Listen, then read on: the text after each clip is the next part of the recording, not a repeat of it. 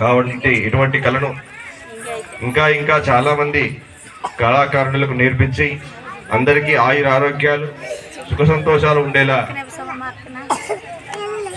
Nagaraj sir గారికి ఆ దేవదేవుడు అనేక అనేక సంవత్సరాలు ఆయుష్నిస్తూ అందరినీ సంతోషపరచాలని కోరుకుంటున్నాం.